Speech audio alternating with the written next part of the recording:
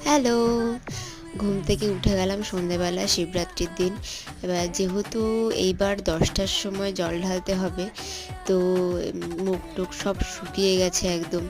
তো মা বলল, "উঠে পড়, উঠে একটু বসে একটু হেঁটে আয় বাইরে থেকে।" তো মা দেখলাম আয়রন করছে। তারপরে মা বলল, "রেডি হয়ে নে।" আমি রেডি হয়ে গেলাম। ওই ৯টা ৯:৩০ দিকে রেডি হয়ে গেছি।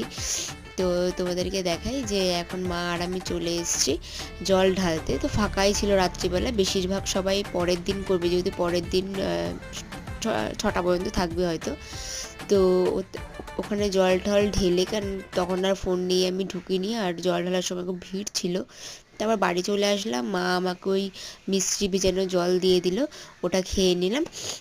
তারপরে মা তখন সেদিনকে তো সাবু খেতে হবে, সাবু ফল টল খেয়ে থাকতে হবে। এখানে আমি একটু ঢং করছিলাম, একটু দেখাচ্ছিলাম যে কেমন লাগছিল আমাকে, জানিও কেমন লাগছে। তো খেয়ে নিলাম। টাটা।